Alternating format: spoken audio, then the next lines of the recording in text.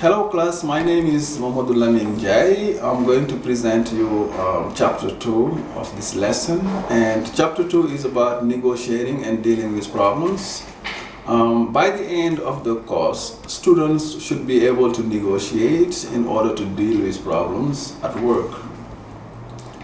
Now, conflicts in a company often contributes to business failures. To overcome those conflicts, business owners and managers should use management techniques. And here are some examples. Now you have to start when there is no conflict. It means that you don't have to wait until conflicts arise in order to try to solve them. So just be proactive. Think about how your organization is going to deal with conflicts when it arises. So you have to be proactive. Think about things before they arise. Try to meet the needs of customers who are dissatisfied and employees who think they are not well treated. So when, for example, everybody cannot be satisfied, that's sure, but try to satisfy as much as possible your employees and try to treat everybody at the same level. So you cannot favor some employees, to the detriment of other employees. So use mediation between employees and employers whenever necessary. Mediation is very important. Imagine I have a problem with you and we can't talk. We need a mediator. So the mediator can help us solve the problem. So make sure you have a good customer service. In a company, you need a customer service. People who are well trained to talk to customers and talk to the person you have conflict with, rather than talking with somebody else who sides with you. Very often when I have a problem with you, my friend will side with me. If I talk to him, it doesn't change anything. So I have to talk to you, the person, to whom I have to address, what I think. We talk and we try to find our own solution. So manage emotion during conflicts. Some people are emotional, so you have to take into account that in a business place. So try to manage emotion. Some people, when they are angry, they can be very aggressive, but calm down and talk to them and try to control their emotion.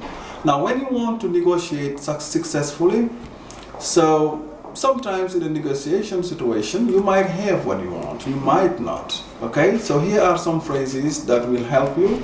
So remember, be polite, but be firm. Being firm doesn't mean, being impolite. You have to be firm and polite at the same time. You should never lose control of your emotion. Control your emotions. And this is a great part of being a good leader. Now, when you want to opening statements and beginning the negotiation, so you should be gentle in a negotiation situation. For example, we would like to welcome you. When you have guests, you have to welcome them before starting negotiating. Today we are going to talk about, you have to tell people what you're going to talk about because they need to know exactly what the issue is about. So we are glad that you could come and hope you will enjoy your stay here. That's also a good way to make them feel like very free and at ease. So let's get down to business, right? Okay, and let's begin the discussion with. Then in a negotiation situation too, sometimes you reject an offer, sometimes you have a compromise. When you want to reject an offer, as I told you before, try to be gentle in a negotiation situation. I'm afraid that's out of the question. Okay, for example, we're talking about how to sell our products in Bombay, and you just want to talk about how to sell our products in the place where you live. So I have to tell you that, please, I'm afraid that's out of question. Let's get into business. I'm afraid we cannot accept that. If you can accept, be firm, you can accept. I'm afraid that you cannot accept your offer because, and you have to give justification. When you reject, tell the people why you reject. He may give you the reason why he's offering, and then you may change your idea. I'm afraid that those conditions are unacceptable because your proposal as it stands is not acceptable. In a negotiation situation too, dear students, you have to emphasize. It means you have to insist on some points. And here are some ways, some expressions that can help you emphasize. My main concern in this stage is talking about selling a product in Bombay. So the main thing for me is, the main point I'd like to emphasize, I would like to emphasize that one point I'd like to emphasize is this is an important point. We need to keep in mind that, and let me repeat that. And all these expressions will help you emphasize a point. Now, being firm, as I told you, you can be firm and polite at the same time, okay? So you have to take a stand. If you don't take a stand, it will be very difficult for the person you are negotiating with to know exactly your position. So be firm, take a stand, and in a very polite way. And these are some examples that will help you to be firm. I understand what you're saying, but, okay, and you take a stand. I can see what you're saying, but, okay?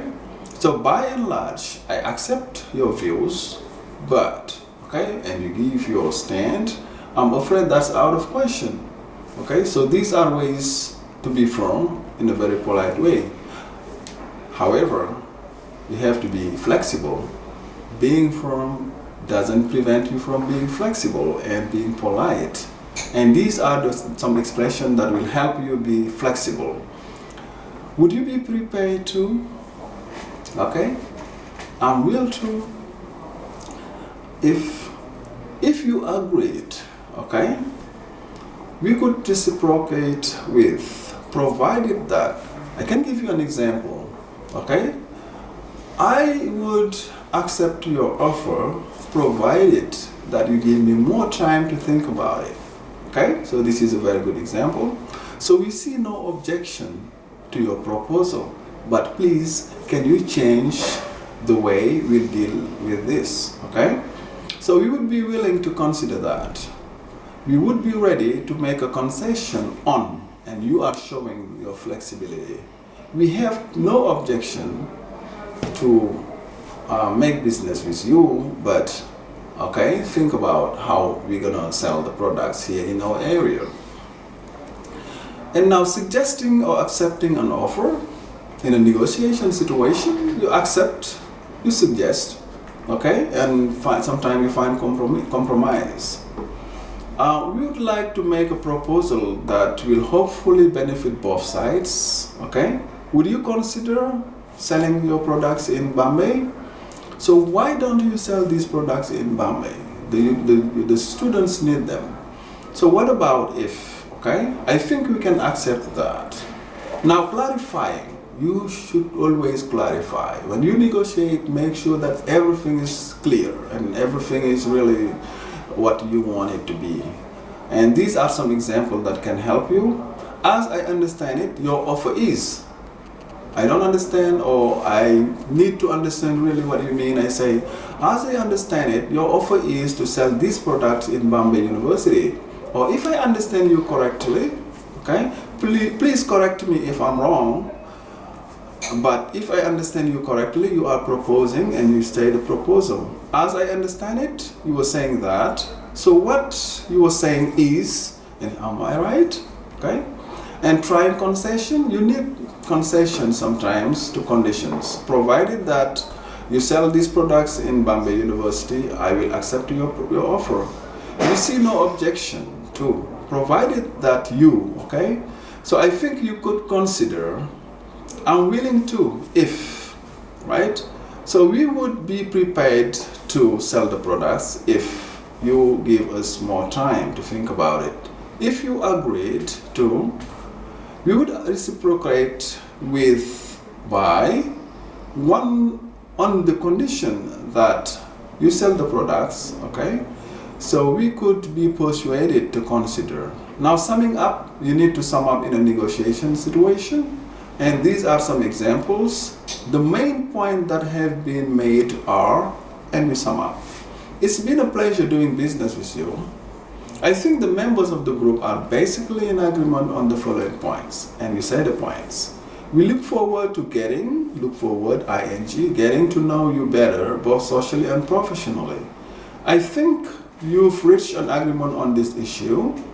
We are looking forward to exploring opportunities for profitable business relationship with you. I think we have met, halfway on this. Let me try to pull the main threads on this argument together.